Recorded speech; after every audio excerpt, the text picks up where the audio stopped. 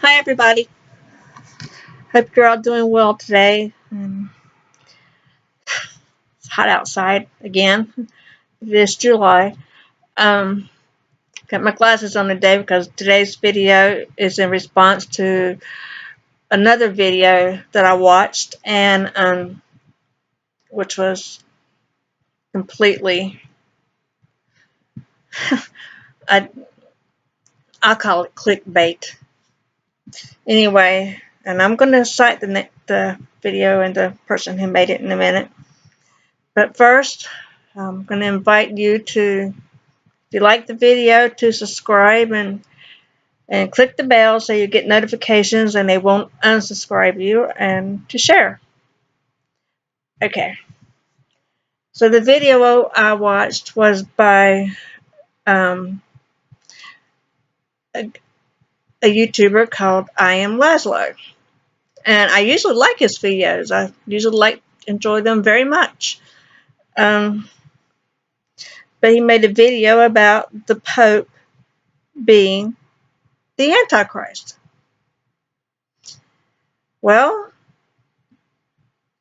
that's not really what got me so much. It was the reasons he gave. So I'm going to give you the reasons why not. Why he's probably not the Antichrist. And we're going to start with what he started with.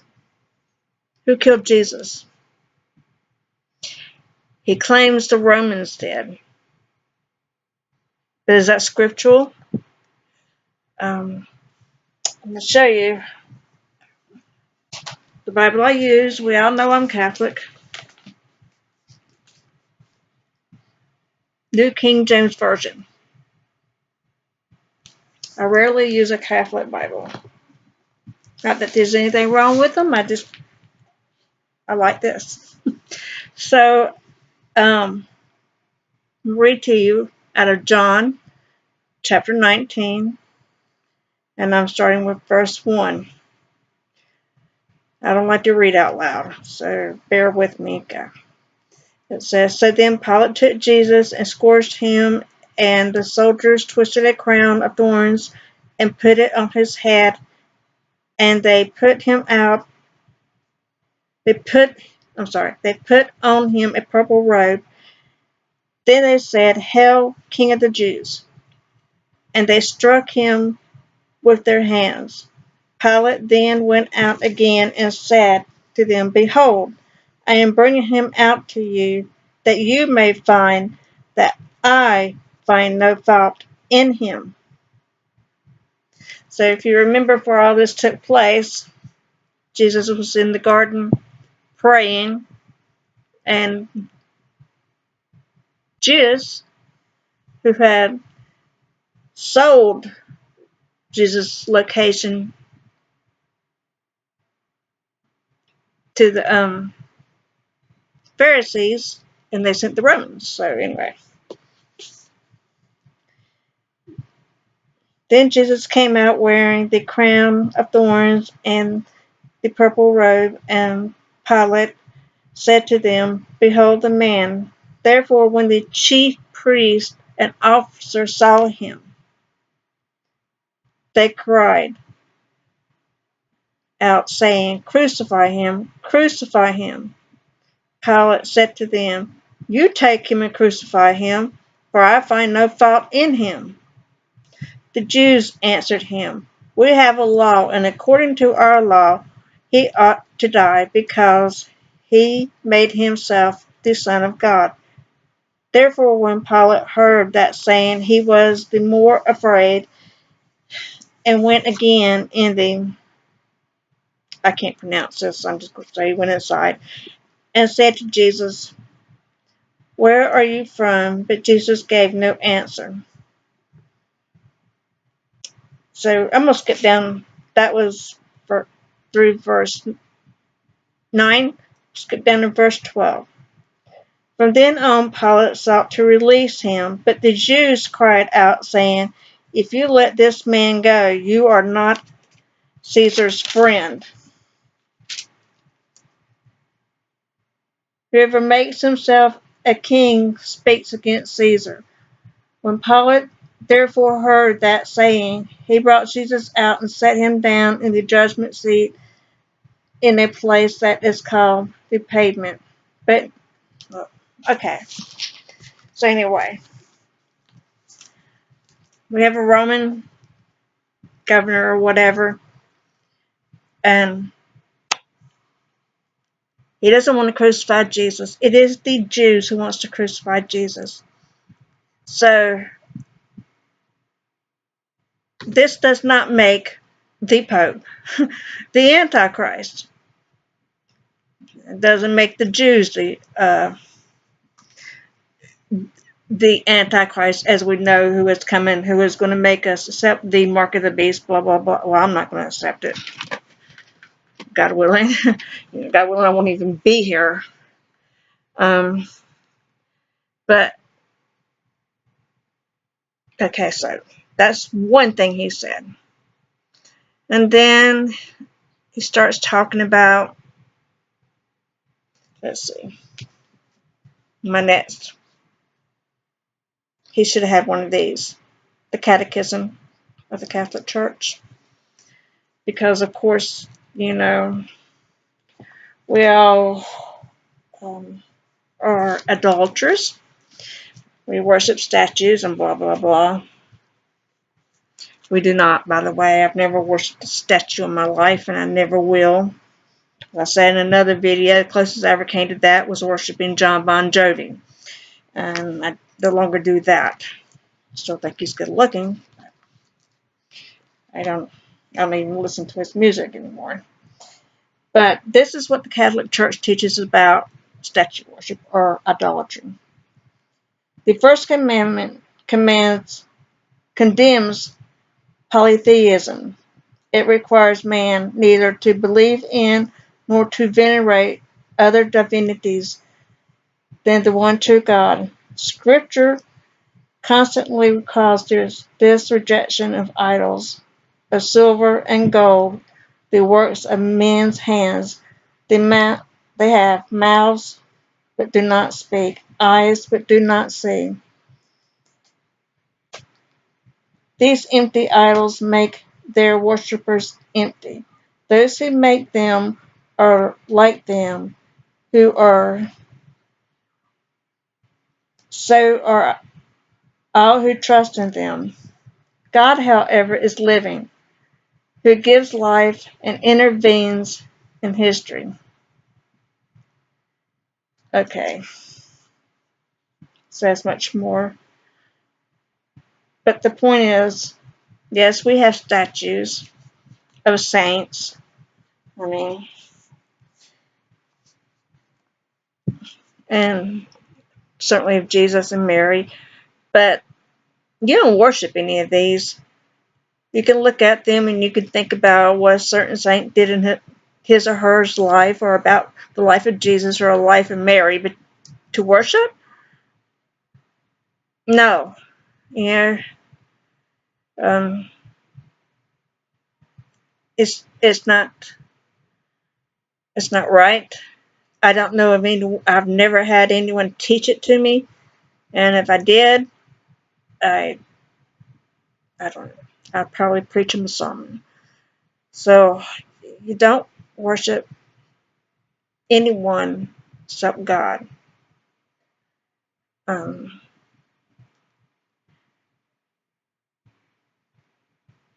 um,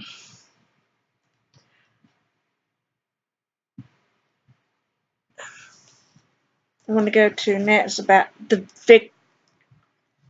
vicar of Christ.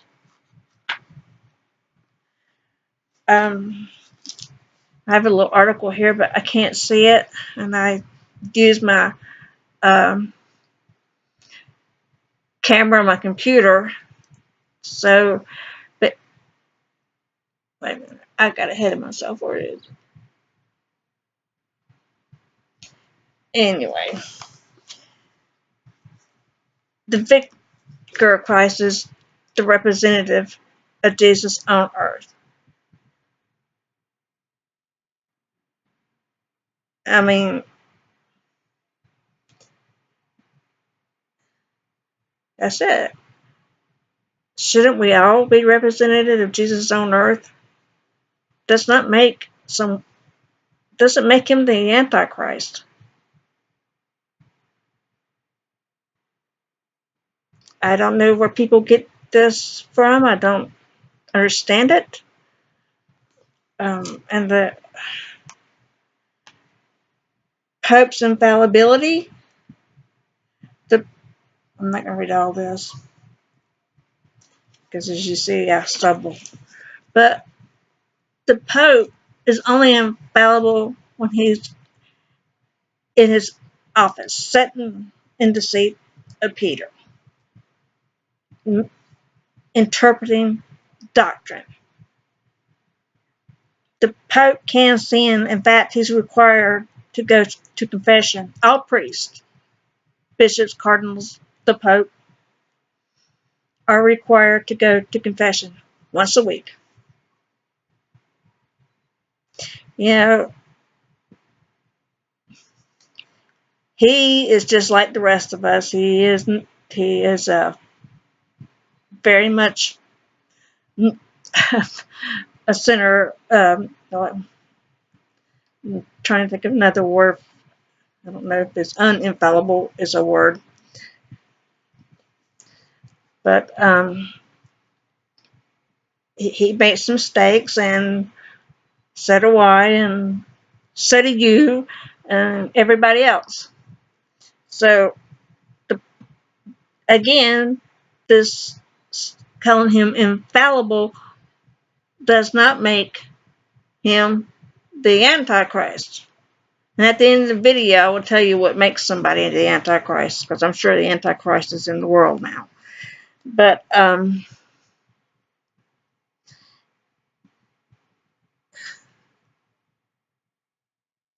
and another thing this man cited was there are catacombs that are beneath the Vatican or Vatican City, and they were discovered in the 1940s by one of the Pope Pius who had it excavated because he wanted to be buried as near to Peter as he could. So they're called, I can say the word, the original word is necropolis. I'm not Italian, I don't speak it. But having the catacombs beneath doesn't do it either. And I'm going to put a link on here where you can listen to Pope Francis preaching against the devil. I don't think that the devil or the son of the devil would tell you not to have anything to do with the devil. Now, I know that he has talked about the New World Order. I haven't really listened to that, but I know he has.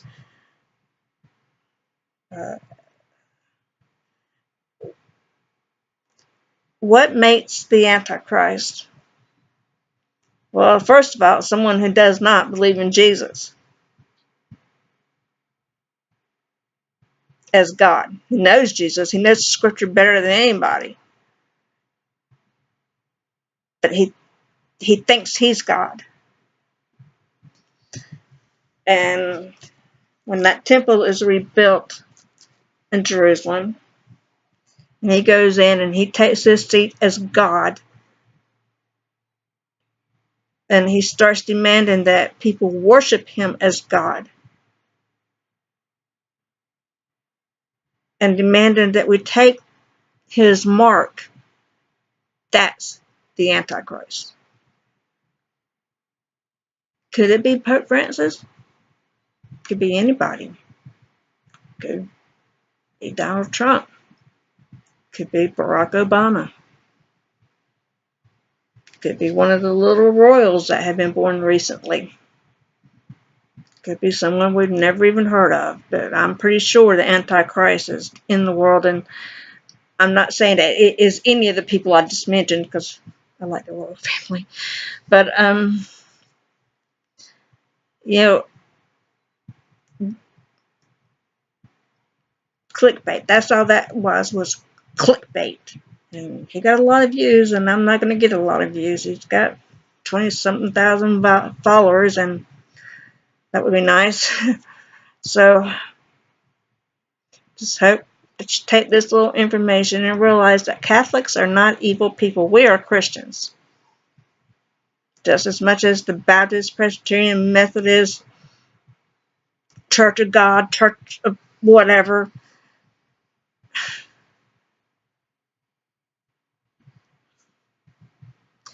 Well, that's about all I have for today. I'll try to be pretty straight to the point. And, well, I do my best here. So, hope you all have had a good day and found this information to be informative. I don't think my next video is going to be a little different than my past videos. Well, I'll see you in a few days. Bye.